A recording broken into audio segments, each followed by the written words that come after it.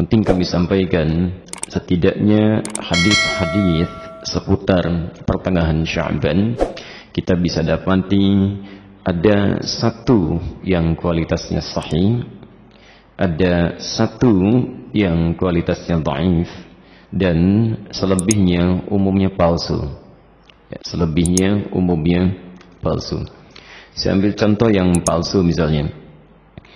Anda bisa temukan ini di kitab Ibnu Majah. Kalau punya kitabnya Sunan Ibnu Majah jilid pertama halaman 421, atau di Sunan Al-Baihaqi Syu'abul Iman jilid ketiga halaman 387, atau kalau Anda memiliki kitab Silsilah Al-Ahadits Ad-Dha'ifah karya Syekh Muhammad Nasiruddin Al-Albani, Anda bisa temukan di nomor hadis 2132. Baik, riwayat ini disampaikan oleh seorang bernama Ibnu Abi Sarwa. Beliau mengatakan menerima dari Ibrahim bin Muhammad, beliau menerima dari Muawiyah bin Abdullah bin Ja'far, disampaikan dan disandarkan pada sahabat Ali bin Abi Thalib. Alhamdulillah. Hadisnya barangkali sangat populer, pernah Anda dengar. Idza kanat lailatun nisfi min Sya'ban, jika telah tiba malam pertengahan bulan Sya'ban, atau malam atau di hari pertengahan Sya'ban, faqumu lailaha, maka hidupkan malamnya dengan banyak menunaikan salat, wasumu naharaha, dan siangnya lakukan dengan puasa. Faman min mustaghfirin, maka siapapun yang bermohon ampunan kepada Allah, maka Allah akan mengampuni orang yang memohon ampunan itu. Pernah dengar hadis ini? Nah, itu statusnya palsu ya. Hadisnya palsu. Hadisnya palsu. Cacat palsunya ada pada seorang bernama Ibnu Abi Sarwah, orang pertamanya. Ini dinilai oleh para ulama hadis sebagai orang yang sering memalsukan hadis. Adapun yang dhaif Anda bisa temukan di Asnal Matalib jilid pertama halaman 84. Itu disandarkan pada Aisyah radhiyallahu anha, bahwa satu kali beliau kehilangan Rasulullah sallallahu alaihi wasallam di malam pertengahan Sya'ban. Faqadtu Rasulullah sallallahu alaihi wasallam, dan itu bagian Rasulullah menginap di rumah beliau. Ya, diduga beliau sedang ada di tempat istri yang lain. Dicari oleh Aisyah, ternyata sedang ditemukan di Baqi. Ya, beliau sedang berdoa kepada Allah Subhanahu wa taala agar sekiranya Allah berkenan mengampuni para muslim yang telah wafat di pemakaman Baqi. Ya, maka Rasulullah menyampaikan, katakanlah Aisyah, hari ini Allah mengamati kepada manusia dan mengampuni orang-orang memohonkan ampunan. Ini statusnya dhaif, tapi juga disahihkan oleh Syekh Muhammad Nasiruddin Al-Albani. Yang sahih itu riwayat Abu Musa Al-Ash'ari. Abu Musa Al-Ash'ari Anda bisa temukan di Silsilah Al-Hadits As-Sahihah, alhamdulillah, karangan Syekh Muhammad Nasiruddin Al-Albani, nomor hadis 1144. Ini yang sahih.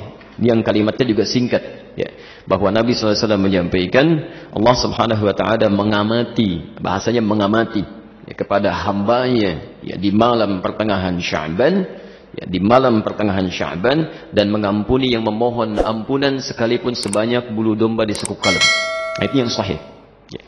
Ini sebetulnya semakna dengan hadis-hadis qudsi yang disampaikan orang pertamanya 31 orang sahabat senior, dan itu biasa keutamaan-keutamaan malam. Misal yanzilu rabbuna tabaraka wa ta'ala, Allah kemudian yang menghamparkan rahmatnya ke langit dunia kepada hambanya setiap sepertiga malam. Itu tiap hari itu, ya, sepertiga malam, ya.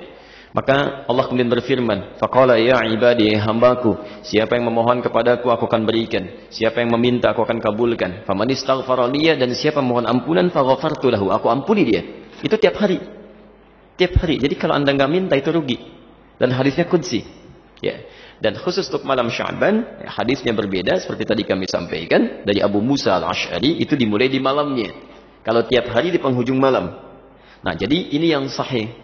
Dan amalannya Nabi tidak menyebut spesifik. Karena itu sahabat itu banyak beramal saja. Ya, ada yang kemudian solatnya qiyamul lail, yang tahajud, ya. Ada yang banyak beristighfar, macam-macam. Dan tidak ada amalan spesifik.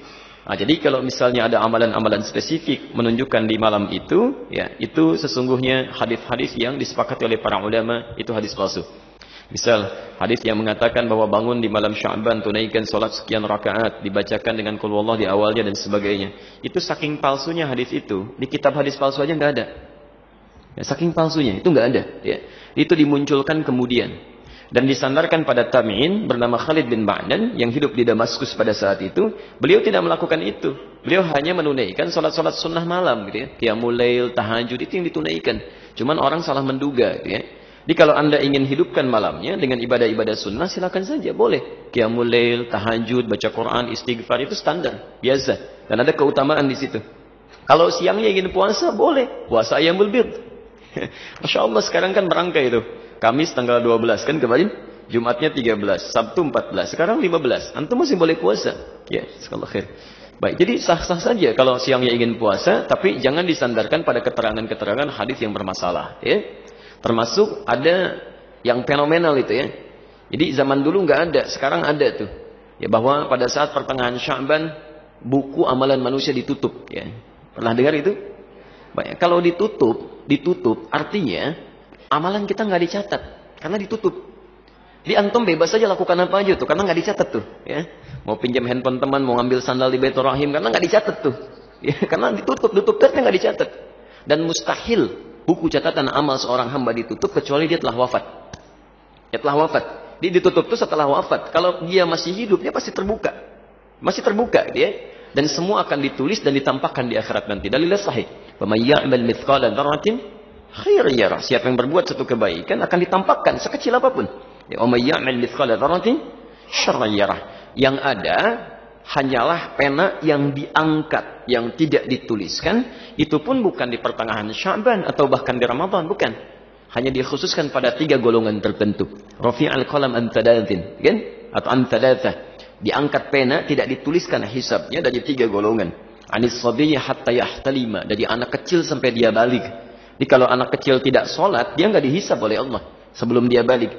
Itu diangkat penanya, tapi bukunya masih terbuka, catatannya ada. Ya. Baik. Kemudian siapa lagi? Wa anil majnuni hatta yufiqa. Ya, anil majnuni hatta yufiqa. Dari orang yang terganggu ya, kesadarannya, baik sampai dia sadar kembali. Yang disebut tidak waras dan sebagainya gitu ya. Nah itu tidak dihisab, tidak dihitung. Jadi kalau dia naik misalnya ngambil mangga anda dia lempar, kemudian dia ambil mangganya, anda nggak usah marah karena Allah pun nggak hisab. Ya, Allah tidak hisab, jelas ya? Nah, karena dia melakukan amalan berdasarkan bukan karena kesadarannya. Dan yang terakhir, anin naimi hatta yastaiqidha. Ya, dari orang yang tidur sampai dia bangun. Nah, jadi kalau misalnya ada di antara antum, dia tertidur, kemudian subuh lewat sampai jam 10 itu belum dihisab tuh. Nah saat bangunnya di situ dia tempat sholatnya. Ya, tapi bukunya tetap terbuka, nggak ditutup ya. Kalau ditutup artinya sudah meninggal dunia, sudah selesai. Baik. Dan tidak ada kerjaan malaikat nutupin buku dibuka lagi ya. Tolong tanyakan kapan ditutupnya, kapan dibukanya tuh. Okay. Jadi itu diantara amalan-amalan yang barangkali penting untuk disampaikan. Jadi tidak sepenuhnya keliru juga beramal di pertengahan Sya'ban, tapi juga tidak sewajarnya jika kita melakukan amalan yang tidak pernah ada dalilnya, ya sekaligus juga tidak ada ketentuan dan contohnya, itu barangkali yang coba kita hindari.